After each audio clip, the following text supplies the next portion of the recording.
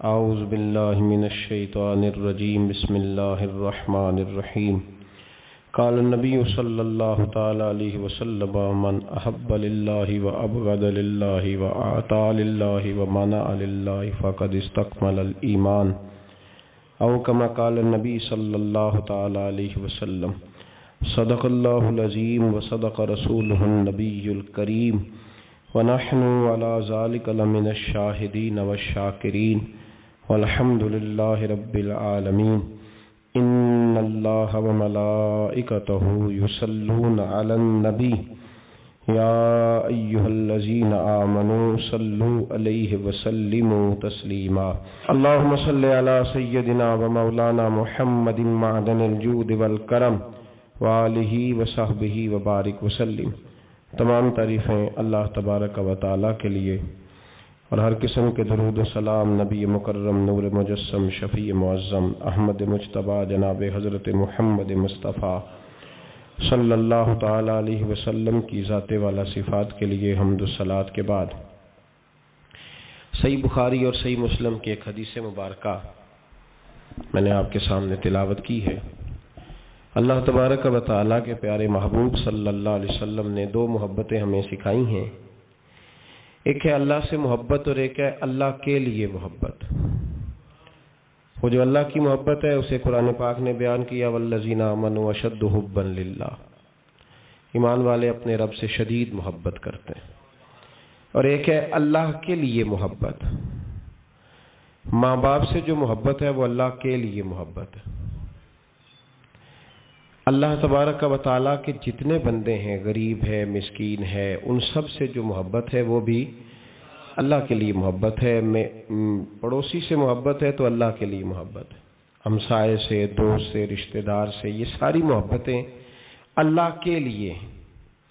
قرآن مجید فرقان حمید کے بعد جب ہم احادیث پہ غور کرتے ہیں تو ایک محبت اور بہت زیادہ ہے اللہ کے لیے، وہ ہے اولیاء اللہ کی محبت۔ اولیاء اللہ سے مراد اللہ کے دوست ہیں۔ اللہ کے دوستوں کی محبت سب سے بڑھ کر اللہ کے لیے محبت ہے۔ صحیح بخاری صحیح مسلم میں نبی پاک علیہ السلام نے فرمایا من احب للہ، جس نے اللہ کے لیے محبت کی، ابغض للہ، اور کسی سے بغض بھی رکھا تو اللہ کے لیے، واعطى للہ، کسی کو کوئی چیز عطا کی تو پھر بھی اللہ کے لیے، ومنع للہ، اور کسی سے کسی چیز کو منع کیا تو وہ بھی اللہ کے لیے، فقط استکمل الایمان، فرمایا اس کا ایمان مکمل ہو گیا۔ اللہ کے لیے محبت کرنا بڑا ضروری ہے۔ صالحین، نیک لوگ، اللہ کے بندے، ان سے پیار کرنا اس لیے کہ وہ اللہ کے بندے ہیں، یہ چیز ایمان کو مکمل کرتی ہے، یہ چیز ایمان کو مضبوط کرتی ہے۔ جو صالح لوگوں کا پیار ہے یہ تکمیل ایمان کا سبب ہے، اس کو میرے نبی پاک صلی اللہ علیہ وسلم نے بیان فرمایا۔ جب قرآن اور حدیث کو آپ بار بار پڑھتے ہیں نا تو وہ جو سرکار نے حضرت علی سے فرمایا تھا نا کہ میرا قرآن کبھی پرانا نہیں ہوگا، تو نئے سے نئے معنی نکلتے ہیں۔ اس حدیث مبارکہ کو بڑا زمانہ پہلے بھی پڑھا تھا، رات دوبارہ نظر سے گزری تو بات ایک جگہ پہ ٹھہر گئی کہ یہ جو اللہ کے لیے محبت ہے نا، یہ عمل نہیں، یہ تو اساس ہے۔ فقط استکمل الایمان، فرمایا اگر ایمان مکمل کرنا ہے تو اس کی شرائط میں سے یہ ہے کہ تو اللہ کے بندوں سے اللہ کی رضا کے لیے محبت کرے، تو اللہ کے بندوں سے اللہ کی رضا کے لیے، یہ تکمیل ایمان کا سبب حضور نے بیان فرمایا۔ اب جو کسی اللہ کے بندے سے اللہ کی رضا کے لیے محبت ہی نہیں کرتا تو جو بنیادی جز ہے نا ایمان کا، وہ تو ابھی تک اس ایمان کے جز کی تکمیل تک ہی نہیں پہنچا، اساس ہی نہیں پوری، ایمان کی بنیادیں ابھی مضبوط نہیں۔ تنقید کے دور میں اور طنز کے زمانے میں اور اپنی مرضی سے گھڑے ہوئے نظریات کے دور میں دھندلے دھندلے سے لوگوں کے نظریات، باتوں پہ گرد پڑی ہوئی اور یقین پر دھول جمی ہوئی، اور جو محبت اور عشق کے خاص نظریات ہوتے تھے ان پر زنگ لگا ہوا، لوگ اگر کسی بزرگ کے آستانے پہ چلے بھی جاتے ہیں تو زندگی میں وہ عجیب لمحہ تھا کہ وہ میرے ساتھ تھا پر میں تنہا تھا، وہاں کھڑے ہو کے بھی رشتہ ان کے ساتھ نہیں جوڑتے، تعلق نہیں لگاتے۔ اللہ کے بندوں سے محبت کریں. صالحین کا پیار جو ہے نا وہ انسان کو صالح رستے پہ لگاتا ہے. صالح لوگوں کی محبت کی یہاں بھی ضرورت ہے، صبح قیامت بھی. ہمارے ہاں ایک پیار بتایا جاتا ہے. بہت سارے لوگ کہتے ہیں کہ فلاں اللہ کے نیک بندہ ہے پر مجھ سے بڑی محبت کرتا ہے، وہ مجھ سے بڑی، وہ جو آپ سے بڑی محبت کرتا ہے وہ اس کے کام آئے گی، آپ کے نہیں آئے گی. اللہ خیر فرمائے. کیا کہا بھلا میں نے؟ وہ جو آپ سے بڑی محبت کرتا ہے نا اس کا فائدہ اس لیے کہ وہ ڈیوٹی کر رہا ہے. آپ کو کیا فائدہ ہوگا جو آپ محبت کریں گے؟ ہمارے یہاں کہتے ہیں جی میرے فلانے استاد ہیں مجھ سے بڑی محبت کرتے ہیں، میرے والد صاحب ہیں مجھ سے بڑی محبت کرتے ہیں، دادا جان کا، نانا جان کا، امی ابو کا مجھ سے بڑا پیار ہے، اماں میری میرے سے بڑی محبت کرتی ہے، میرے حضرت صاحب مجھ سے. تو بھائی اس کا فائدہ اماں جی کو ہوگا. وہ جو آپ سے پیار کرتی ہے نا اماں، تو اس کا فائدہ چونکہ اماں بری و ذمہ ہو جائے گی کہ میں نے پیار پورا دیا ہے. آپ نے اگر بھائی فائدہ اٹھانا ہے نا اماں کے رشتے کا، تو وہ اماں جو آپ سے پیار کرتی ہے اس کا فائدہ نہیں آپ نے اٹھانا، وہ جو آپ اماں سے پیار کرتے ہیں اس کا فائدہ آپ کو ملے گا. ہمارے ہاں جو داستان سرائی ہوتی ہے نا، وہ داستان سرائی یہ ہوتی ہے کہ صاحب میرے ابا جی مجھ سے بڑی محبت کرتے. بھئی ابا جی جو ہوئے انہوں نے تو محبت کرنی ہے. بیٹا جی آپ بتائیں کہ آپ کی بھی ابا جی سے محبت ہے کہ کوئی نہیں؟ وہ تو ابا جی ہیں، وہ تو کریں گے. میرے حضرت صاحب کا جی مجھ سے بڑا پیار ہے.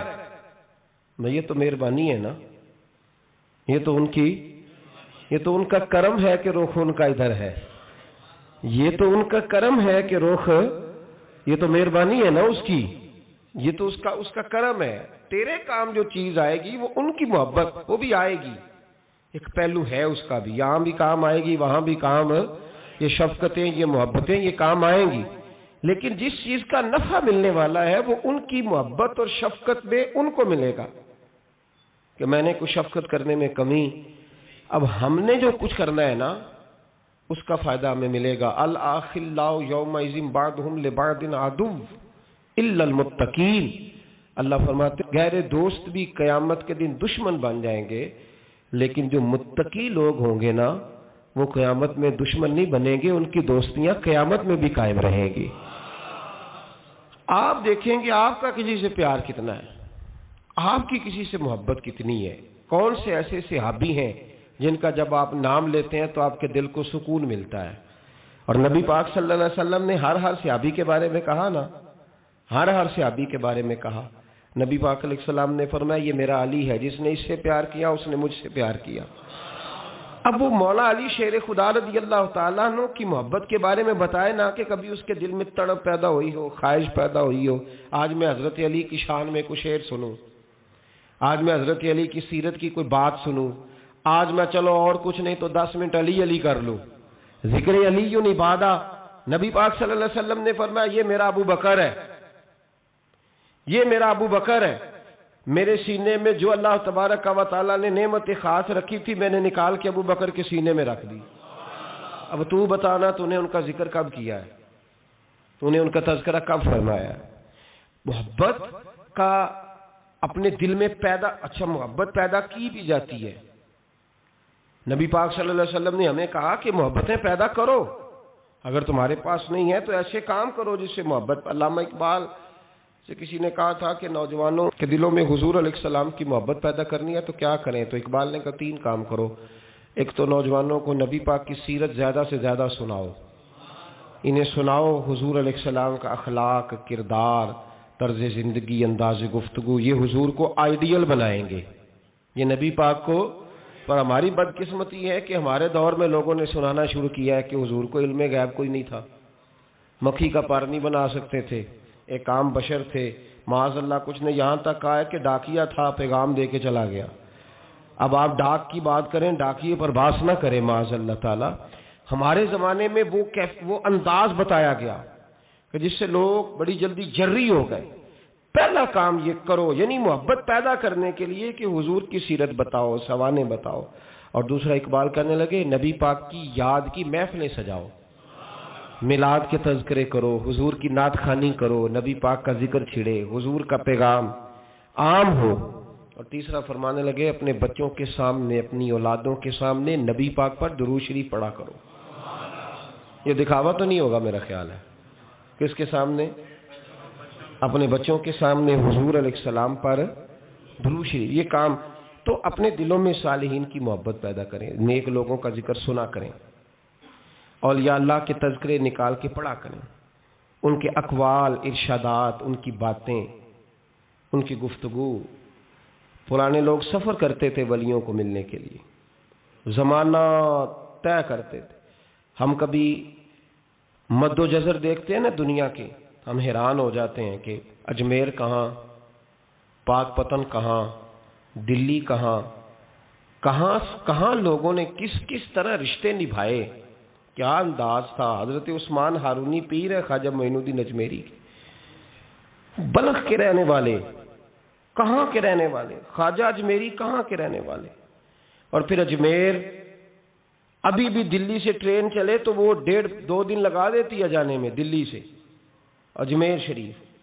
تو حضرت سیدنا خواجہ قطب الدین بختیار کاکی وہاں جایا بھی کرتے تھے، آیا بھی کرتے تھے، رابطہ بھی رہتا تھا. اور عشق اتنا جوان تھا کہ زمانہ کہتا تھا اگر کسی نے کسی سے پیار کرنا ہے تو اس طرح کرو جیسا قطب الدین بختیار کاکی نے معین الدین اجمیری کے ساتھ کیا ہے. کوئی فاصلہ رکاوٹ نہیں بنا، کوئی چیز بیچ میں نہیں آئی، کوئی مسئلہ نہیں ہوا. اولادیں بھی تھیں، کاروبار بھی تھے. اب تو سہولتیں ہیں، دولت بھی زیادہ ہے. ان لوگوں کو تو مزدوریاں بھی زیادہ کرنی پڑتی تھی، کوئی چیز نہیں سامنے آئی. ہم بہانہ بنا کے ایسے رکے ہیں کہ بغل میں چیزیں ہوتی ہیں لیکن ہم کہتے ہیں بڑی مجبوری ہے جی، میں بڑا کیا مطلب اپنے دماغ پہ چیزیں سوار کر لی ہیں مفت میں. پھر مجھے ایک بات بتائیے، پاک پتن شریف سے دلی جانا، خواجہ اجمیر حضرت خواجہ نظام الدین صاحب کا پاک پتن شریف آنا گھوڑے پہ یا پیدل آسان کام ہے؟ کتنی ملاقاتیں ہیں خواجہ نظام الدین صاحب کی بابا صاحب سے؟ کوئی گن کے بتا سکتا ہے؟ جی کوئی گن کے بتا سکتا ہے کتنی ملاقاتیں، کتنی؟ حضرت خواجہ فرید الدین مسعود گنج شکر رحمۃ اللہ تعالیٰ علیہ کہنے لگے نظام تجھے آئے ہوئے بڑے دن ہو گئے، جا یار چکر لگا آیا. چکر لگایا. فرماتے میں پیدل گیا تو مجھے جانے میں کئی مہینے کئی ہفتے لگے. میں دلی پہنچا اور اپنے گھر کا نا ایک چکر لگایا، اوپر سے چکر لگا کے تو پھر پاک پتن کے رستے میں چل پڑا. کہتے ہیں واپس پہنچا تو حضرت بابا فرید صاحب رحمۃ اللہ علیہ نے دن گنے ہوئے تھے. کہنے لگے یار اتنے ٹائم میں تو واپس آیا ہے نا، اتنا ٹائم تو آنے جانے پہ لگتا ہے. کہ غریب نواز محسوس نہ فرمائیے گا، آپ نے کہا تھا چکر لگایا تو حضور ایک چکر ہی لگایا ہے، پھر میں واپس آ گیا ہوں. بات ہی چکر کی ہوئی تھی. دیکھیں نا نبی پاک صلی اللہ علیہ وسلم نے فرمایا ابو ہریرہ کوئی کام بھی کیا کر یار، یہیں بیٹھا رہتا. عرض کی حضور صحیح ہے. اٹھے، سامنے ایک ستون تھا اس کے پیچھے سے ہو کے نا واپس آ گئے. تو حضور نے فرمایا گئے نہیں. کہ حضور نے آپ نے فرمایا تھا جایا آیا کر. گیا ہوں پر میرا دل ہی نہیں لگا. بھئی تو یہاں سے ہو کے واپس آ گیا، کہیں جانا تو تھا نا، یہیں سے ہو کے. تو ان لوگوں کے صالحین کی محبت کے راستے میں کوئی چیز رکاوٹ نہیں بنی. ہمارے ہاں چیزیں رکاوٹ بنتی ہیں اپنے اولیاء اللہ سے، صوفیاء سے، بزرگان دین سے، رب کریم کے بندوں سے، داتا علی اجویری سے، خواجہ اجمیری سے. ان لوگوں سے پیار کریں، صالحین کی محبت دلوں میں پیدا کریں، صحابہ کا پیار دلوں میں پیدا کریں، اہل بیت نبوت کا پیار دلوں میں پیدا کریں. یار یہ حدیث جو ہے نا، یہ امید کی کرن ہے، یہ روشنی کا مینار ہے کہ میرے نبی پاک نے فرمایا جو جس سے پیار کرے گا قیامت میں اسی کے ساتھ رکھا جائے گا. یہ صحیح بخاری کی حدیث ہے، المرء مع من احبہ. اور یہ جو مع ہے نا، اس کا معنی ہے ساتھ رہنا. ہاں، مع اللہ، مع یعنی بما یعنی اس کے ساتھ. المرء مع من احبہ، جو جس سے محبت کرے گا قیامت میں اس کی معیت میں رکھا جائے گا. اس کے ایک بڑی خوبصورت بات امام اعظم ابو حنیفہ کے ایک شاگرد گزرے، امام محمد رحمۃ اللہ علیہ. خوبصورت بڑے تھے، کچھ خوبصورت تھے، کچھ سونا، کچھ منہ دا میٹھا، کچھ پیارے بڑے تھے. کچھ ان کا انداز یہ تھا کہ نفاست پسند بڑے تھے، بڑے نفیس تھے. نکلتے تھے تو تنہا نہیں نکلتے تھے. ایک دفعہ بغداد میں تشریف لائے تو بغداد سے انہوں نے ایک بستی اور میں جانا تھا، تو وہاں یہودیوں اور عیسائیوں کا بڑا غلبہ تھا. تو امام محمد رحمۃ اللہ علیہ فرمانے لگے یہودیوں عیسائیوں کے بیچ سے گزرنا ہے تو کوئی یہی نہ سمجھے کہ ان کے تو پلے کچھ نہیں. کہنے لگے سونے گھوڑے لاؤ عربی نسل کے. 30 شاگرد ساتھ تھے، ان کو بھی ساتھ تیار کیا. عربی نسل کے 30 گھوڑے اور 30 شاگرد. ان کو کہا بھی دستاریں درانا اونچی باندھنا، تو دستاریں بھی باندھی انہوں نے کلے والی بڑی خوبصورت. شاگردوں کو بھی جبے پہنائے، خود بھی جبہ پہنا سفید رنگ کی اعلیٰ نسل کی گھوڑی آگے آگے، پیچھے 30-32 شاگرد. اور جب آپ گزرے نا بغداد کے آگے اس علاقے سے، یہاں یہودی عیسائیوں کی بھی کثرت تھی، تو عورتوں کی عادت ہوتی تھی پرانے زمانے میں مہمان دیکھنے کے لیے چھتوں پہ چڑھ جاتی، کچھ اپنے دروازے پہ کھڑی ہو جاتی، کچھ دیکھتی کھڑکیوں میں سے کہ گزر رہا ہے کوئی مہمان. تو یہودیوں کی عیسائیوں کی بہت ساری عورتیں چھتوں پہ چڑھ گئیں. تو مسلمان نعرے لگانے لگے امام محمد آ گئے، امام محمد آ گئے. کچھ پہلے ہی بڑے حسین تھے، پہلے ہی بڑے خوبصورت تھے، کچھ حضور کی سنت کا نور چڑھا ہوا تھا، کچھ دائیں بائیں شاگرد تھے، پھولوں کی پتیاں گر رہی تھی. تو جب محمد محمد کے نعرے لگنے لگے نا تو ان عورتوں نے امام محمد کا جلوہ دیکھا. تو دیکھا دیکھی کام کیا شروع ہوا، ایک نے دیکھا تو اتنی محو ہوئی کہ اس نے کلمہ پڑھنا شروع کر دیا. اس سے کلمہ سن کے تو دوسری نے بھی پڑھا، تیسری نے بھی پڑھا، چوتھی نے بھی پڑھا. بیبیاں بلند آواز سے مسلمان ہونے لگی. ان کو دیکھا دیکھی مرد بھی پڑھنے لگے. ڈھیر سارے یہودی عیسائی مسلمان ہو گئے. ایک مسلمان ان سے کہنے لگا تمہیں غلطی لگ گئی ہے، یہ ہمارے نبی محمد نہیں. میاں صاحب کا نام محمد تھا نا، تو کشمیر کے لوگ کہنے لگے شاید وہاں کے ہندو سکھ وہاں کے جو تھے کشمیر کے، وہ کہنے لگے شاید وہی محمد ہے. تو فرمانے لگے میں تے بندہ ٹھگ جے لوکو، میں تے بندہ چور، جس دا خلقت کلمہ پڑھ دی او محمد ہور. میں تے بندہ ٹھگ جے لوکو، میں تے بندہ چور، جس دا خلقت کلمہ پڑھ دی او محمد ہور. تو امام محمد رحمۃ اللہ علیہ کو نعرہ لگ رہا تھا. تو ایک بندہ کہنے لگا یہ وہ والے محمد نہیں، یہ ہمارے نبی پاک صلی اللہ علیہ وسلم محمد صلی اللہ علیہ وسلم نہیں، یہ وہ نہیں، یہ تو ہمارے ایک امام ہے امام محمد، وہ والے نہیں. اب وہ کچھ لوگ چپ تھے، کچھ سوچ رہے تھے، کچھ بات کر رہے تھے. تو ایک بوڑھی اماں اپنے انداز میں بیچ میں سے بولی، کہنے لگی چل بیٹا چھوڑ، ہمیں پڑھنے دے کلمہ. اگر مسلمانوں کے چھوٹے سے محمد کا یہ حال ہے تو بڑے محمد کا کیا حال ہے؟ پڑھنے دے ہمیں کلمہ. یہ حال ہے ان کے غلاموں کا تو سرکار کا عالم کیا ہو. امام محمد کی چل نکلی. بتانا یہ چاہ رہا تھا کہ امام محمد رحمۃ اللہ علیہ سے ایک بندے نے ایک دفعہ مسئلہ پوچھا. اس نے کہا حضرت صاحب میں گیا تھا منڈی، وہاں سے لایا ہوں ایک ٹوکری آم کی اور ایک ٹوکری سیب کی، ہمارے ہاں کا کریٹ کہتے ہیں اس کو. تو میں وہ لے کے آیا ہوں. اب میں نے جب گھر لا کے اس کو کھولا ہے نا تو آدھے صحیح نکلے ہیں. ہوتا ہے نا جی، اللہ خیر کرے، جو دیانت دار تاجر ہے اللہ آج کل مہربانی فرمائے. وہ ہمارا ریڑھی والا بھی بڑا ایماندار ہے، ہم کیا کریں صدر کی بات. وہ بھی سامنے جو تگڑے ہوتے ہیں اس نے آگے لگائے ہوتے ہیں، اور جو تھوڑے سے نکمے ہوتے ہیں وہ اندر والی سائڈ پہ دیوار کے اندر رکھے ہوتے ہیں. کیا کیا جائے، ہم کیا سیاستدانوں کی کرپشن کی بات کریں گے. یہاں تو معاملہ بڑا گڑبڑ ہے نیچے سے لے کر.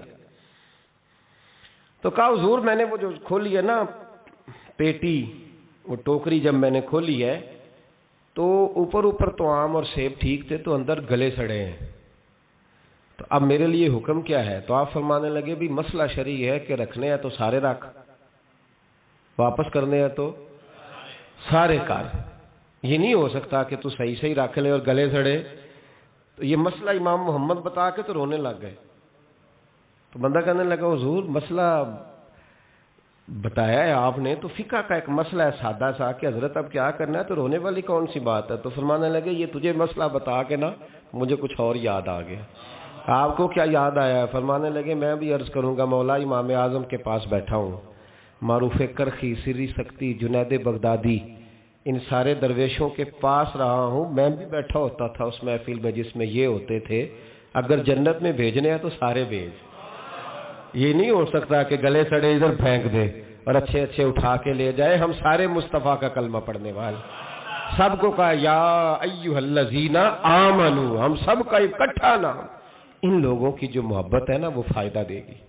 لیکن ہمارے یہاں نا کرامتیں، میرے جیسا شخص جب بھی کرامت سناتا ہے کہتا ہے میرے حضرت صاحب کا مجھ سے بڑا پیار. بھائی وہ تو پیار کریں گے ہی، وہ تو برکھا ہے، وہ تو رحمت کا سایہ ہے، وہ تو صاحبان ہے، ان کو تو اللہ تبارک و تعالیٰ نے محفوظ رکھا ہوا ہے، وہ تو نفرت تو ہوتی نہیں ان لوگوں تو کریں گے پیار، تو بازو کھلے ہوئے ہیں۔ تو بتا تیرے اپنے دل کا حال کیا ہے، تو اپنی بات کر، اپنی تو بتا تیرے اندر کی کیفیت کیا ہے، اس لیے کہ تیرے کام جو آئے گی وہ تیری محبت آئے گی۔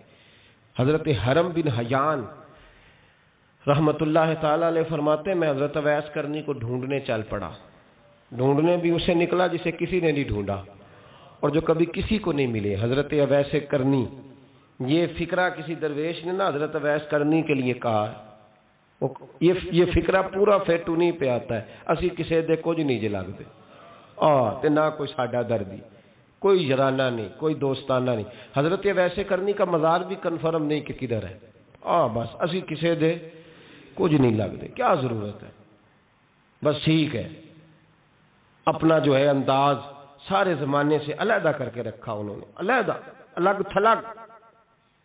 تو حضرت خواجہ اویس کرنی کو ڈھونڈتے ڈھونڈتے کہتے ہیں میں گیا، کرن گیا۔ حضرت حرم بھی نہیں، یہ داتا صاحب نے اس کو لکھا ہے، فرماتے ہیں میں گیا تو مجھے لوگوں نے کہا وہ تو حج کرنے چلے گئے۔ کہتے ہیں جب میں مکے گیا تو میں نے لوگوں سے پوچھا اویس کرنی آئے تھے، کہنے لگے ہم تو نہیں جانتے۔ یہ تو میرے جیسے لوگ ہوتے ہیں نا جن کی تصویریں زیادہ نکلتی ہیں تو جن کی ویڈیو زیادہ ہوتی ہے تو لوگ زیادہ جاننے لگتے ہیں، ورنہ رب کریم کے بندے تو چھپے ہوئے چکر میں پڑے ہی نہیں۔ کون اویس کرنی؟ تو انہوں نے کہا کہ حضرت اویس کرنی، چہرے پر برس کے داغ ہیں، کمزور سا وجود ہے، داڑھی زیادہ گھنی نہیں۔ جب حالات بتائے تو کہنے لگے اس طرح کا ایک شخص آیا تھا، اس نے طواف کیا تھا، پہلے بھی دنیا کرتی ہے پر جب اس نے کیا ہے نا تو اس کے طواف نے وہ خود بھی رویا ہے اور بھی بڑے روئے ہیں۔ وہ جب حجر اسود پہ آیا ہے تو رنگ بدلتا دیکھا ہے۔ کہا وہ کدھر گئے؟ کہنے لگے پورا نہیں پتا، اتنا ضرور خبر ہے کہ ان کے انداز بتاتے تھے کہ اب مدینے جائیں گے۔ جناب حرم بن حیان کہتے ہیں پھر میں مدینے گیا، میں نے خواجہ اویس کو ڈھونڈا، میں نے کہا یار میں نے حضرت خواجہ اویس کرنی کو ملنا ہے، کسی نے بتایا ہے کہ وہ مدینہ شریف آئے، تو لوگ کہنے لگے ہم نہیں جانتے وہ کون ہے۔ دیکھیں نا دنیا جان گئی، دنیا میں بڑا کچھ ہو گیا، بائی نیم لوگ جاننے لگے، ہوٹلوں پہ پہچاننے لگے، سڑکوں پہ پہچاننے لگے، لیکن بات تو یہ ہے کہ جن کو پہچاننا چاہیے اگر وہ پہچان لیں پھر تو بڑی بات ہے، پھر تو بڑی بات ہے، لیکن اگر وہاں ہی پہچان نہ ہو سکے تو پھر تو معاملہ بڑا الگ سا ہے نا۔ عزیز بھائی، حضرت خواجہ اویس کرنی کے بارے میں پوچھا تو مدینہ شریف کے زائرین اور وہاں کے مقامی لوگ بھی کہنے لگے کوئی نہیں پتا، ہم نہیں جانتے، ملے ہی نہیں۔ تو کہا باریک سا وجود ہے، پرانا سا لباس ہے، برس کے داغ ہے، چہرے پہ داڑھی زیادہ گھنی نہیں، کسی کو پاس نہیں بٹھاتے۔ اور پھر ایک جملہ اور کہا، سنا ہے روتے ہیں تو بڑے درد سے روتے ہیں، سنا ہے بھیگی رہتی ہیں پلکیں، سنا ہے ان کی پلکیں بھیگی رہتی ہیں۔ میں 2-4 دن پہلے کسی سے سن رہا تھا شعر، اس نے کہا تھا ایک واری میری آنکھیاں تو انہوں نے اتھرو پونجے سن، ہن چسکا پہ گیا رونے دا، ہر ویلے یا ہوزاری ہے۔ تو کہتے ہیں کہ وہ اس طرح کی اس کی کیفیت ہے۔ کہتے ہیں میں نے کہا یار وہی تو اویس کرنی تھے، کدھر گئے؟ کہنے لگے کوئی خبر نہیں، جب وہ آئے ہیں تو ان کے آنے کا انداز ہی نرالا تھا، سسکیاں اور آہیں نکل گئیں اس شخص کی جب وہ مدینے آیا۔ حضرت حرم بن حیان کہتے ہیں میں ڈھونڈتا رہا، تلاش کرتا رہا، پھر میں ان کو ڈھونڈتے ڈھونڈتے عراق میں آیا تو نہر فرات کے کنارے ایک کمزور سے آدمی کو ریت کے ٹیلے پر بیٹھ کے وضو کرتے دیکھا۔ کہتے ہیں جب ان کا وضو مکمل ہوا تو میں نے کہا السلام علیکم، تو کہتے ہیں انہوں نے چہرہ نہیں پھیرا، وہیں بیٹھے بیٹھے کہنے لگے وعلیکم السلام یا حرم بن حیان، یا حرم بن حیان وعلیکم السلام۔ تو کہتے ہیں میں نے کہا کہ من انت، آپ کون ہے؟ تو کہنے لگے وہی ہوں جسے تم مکے اور مدینے ڈھونڈتا رہا۔ تو کہتے ہیں میں نے کہا حضور آپ میرا نام کیسے جانتے ہیں؟ بڑا خوبصورت جملہ ہے، اللہ کرے آپ کو یہ یاد رہ جائے، سبق کبھی نہ بھولنا، یہ سبق کبھی نہ بھولنا۔ بابا صاحب کے مزار پہ گئے تو خالی آ گئے، داتا صاحب گئے تو خالی ایسے ہی چلے گئے، ہم فارغ لوگ تھے، کوئی کام نہیں تھا کہ بابا فرید کی گلیوں میں گھومتے رہے، ہم فارغ تھے کہ 2-2 بجے حضرت سلطان باہو رحمت اللہ علیہ کی جالیوں کے سامنے کھڑے رہے، ہم کوئی پتھر چاٹنے والے لوگ تھے کہ آدھی آدھی رات بیت گئی اور ہم بزرگان کرما والا شریف کھڑے رہے. یہ کیسے ہو گیا کہ محدث اعظم کے مزار پہ کھڑے رہے؟ ایسے ہی کوئی بات تھی؟ حضرت ویسے کرنی بول کر فرمانے لگے، کہنے لگے کیا کہا تو نے کہ میں تجھے کیسے جانتا ہوں؟ فرمانے لگے تو مجھ سے پیار کرتا ہے. عارف تو روحی من روحی کا، میری روح تیری روح کی جاننے والی ہے. یہ روحوں کا رشتہ ہے، یہ خطا نہیں جایا کرتا. عارف تو روحی من روحی کا، میری روح تیری روح کو جانتی ہے. یہ کیسے ہو گیا؟ کوئی ایسے لوگ تھے تو اتنی جگہ مجھے تلاش کر آیا اور میں تجھے جانوں نہ؟ یہ کیسے ہو سکتا ہے؟ یہ کیسے ممکن ہے؟ تو ڈھونڈتا رہا گلی گلی اور میں کہوں کہ میں تجھے جانتا نہیں. فرمایا حرم بھی نہ یار میں، ہاں میں دعا کرتا ہوں اللہ کی بارگاہ میں کہ رب کریم مجھے اور تجھے جنت میں اکٹھا کر دے. کہتے ہیں جب انہوں نے یہ دعا کی تو وہ چل پڑے. میں نے کہا حضور کہاں جا رہے ہو؟ فرمانے لگے میرا پیچھا نہ کرنا، میں کسی اور منزل کا مسافر ہوں، اور جس رستے میں چل رہا ہوں نا ان منزلوں پہ ساتھ نہیں کسی کو لیا جاتا. یہ میری اپنی ذاتی منزل ہے، اس میں پاؤں پہ چھالے ذرا سخت ہوتے ہیں. ہر آدمی کا کام نہیں یہاں چلنا، تو مجھے تنہا رہنے دے اور مجھے اپنی مرضی سے چلنے دے. کہتے میں نے منت کی تو کہنے لگے بس تو نے جد و جہد بڑی کی تھی تو تیرے ساتھ ملاقات کر لی، تجھے پہچان لیا، تیرے ساتھ بات کر لی، ورنہ میں کہہ چکا ہوں اسی کسے دے کچھ نہیں لگ دے. اسی لیے میں نے حضرت غالباً امام شورانی رحمۃ اللہ علیہ کے حوالے سے پڑھا ہے کہ قیامت کے دن جب حضرت ویسے کرنی جنت میں جائیں گے تو ممکن ہے اس وقت بھی لوگوں کو دیدار نہ کرایا جائے، بلکہ امام شورانی کہتے ہیں اللہ 70,000 فرشتے ان کی شکل کے پیدا فرمائے گا اور ان کے جھرمٹ کے اندر چھپا کے انہیں جنت میں داخل کرے گا. ملاقات کس سے ہوگی؟ صرف انہی سے ہوگی جن کے لیے انہوں نے زندگی گزار دی. یا خدا سے ملیں گے یا مصطفیٰ کریم سے ملیں گے. یہ بھی لوگ تو محبت کریں. صالحین کا پیار، نیک لوگوں کی محبت، صالحین کی محبت رستہ آسان کرتی. کوئی شک نہیں کہ زمانے میں سارے لوگ اچھے نہیں ہوتے، برے لوگ بھی آئے ہیں مارکیٹ میں، ہوتے ہیں، لیکن 2 4 5 10 بروں کو لے کر کے اچھوں کی محبت چھوڑ دیں گے، نیک لوگوں کا ذکر چھوڑ دیں گے، ان کا پیار چھوڑ دیں گے، ان کا تذکرہ پڑھنا چھوڑ دیں گے، ان کے پاس بیٹھنا چھوڑ دیں گے. گزشتہ دور میں جو بادشاہ بھی نیک ہوئے نا وہ بھی صالحین کی محبت کی وجہ سے نیک ہوئے. اورنگزیب عالمگیر اگر کچھ بہتر ہوئے تو اس لیے کہ ملا جیون نیک آدمی سے محبت کرتے تھے. محمود غزنوی کی بہتری کا سبب یہ تھا کہ حضرت سیدنا ابو الحسن خرقانی کے پاس جایا کرتے تھے. صالحین کی محبت نے بادشاہوں کے رخ بدلے، بادشاہوں کے. ان لوگوں کو پیار تھا تو حالات جہانگیر بادشاہ جایا کرتا تھا خواجہ اجمیر کے آستانے پر، تو لوگ کہتے ہیں کہ بڑے سخت دنوں میں بھی ہم اس کی آنکھوں میں آنسو دیکھا کرتے تھے. درد والی جگہ پہ جاتے تھے نا لوگ تو درد مند ہو جاتے. اس لیے صالحین کا پیار کبھی نہ چھوڑیں، کبھی نہ چھوڑیں. میرے بھائی کپڑوں پہ مٹی پڑ جائے نا تو کپڑے دھوئے جاتے ہیں، اتار کے پھینکے نہیں چاہتے. چیزیں غلط ہو جائیں تو گرد جھاڑی جاتی ہے. اس نظام کو چھوڑا. صالحین کا پیار کبھی نہ چھوڑنا، کبھی نہ چھوڑنا. رب کریم کے بندوں کی محبت اللہ تبارک و تعالیٰ کے قریب کرے گی آپ کو. اللہ کے بندوں کی محبت آپ کے اندر جلوے پیدا کرے.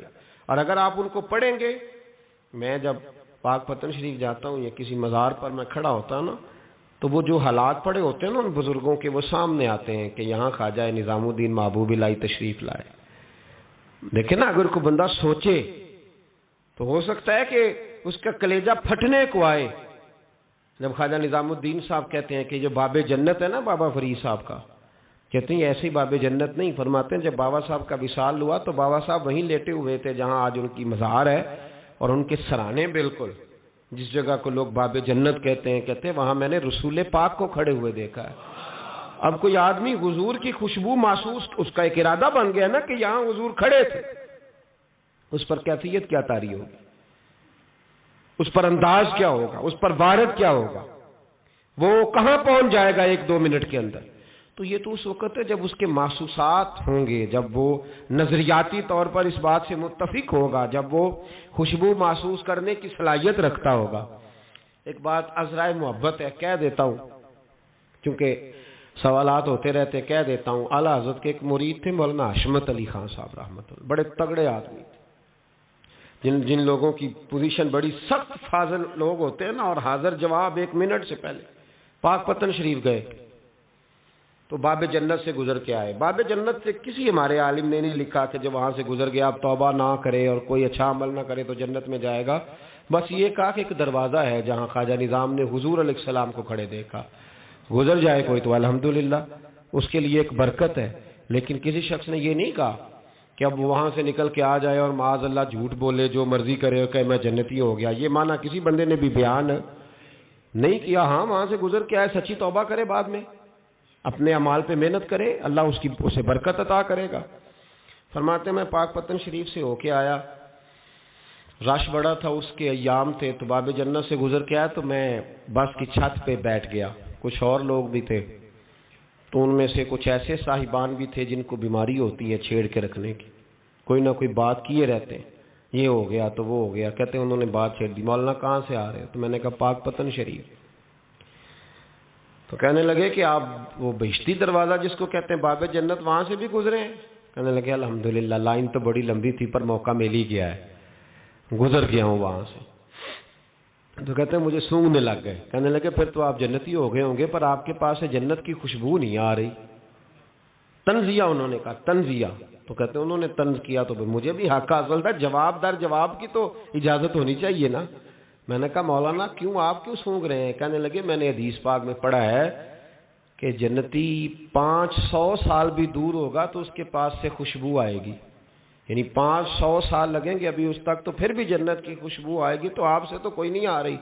کہتے ہیں میں نے ان سے کہا آپ نے ایک حدیث پڑھی ہے، اگلی بھی پڑھ لینی تھی. حضور نے فرمایا جہنمی کو جنت کی خوشبو کوئی نہیں آئے گی. یہ نہیں پڑھی آپ نے حدیث، یہ نہیں نظر سے گزری.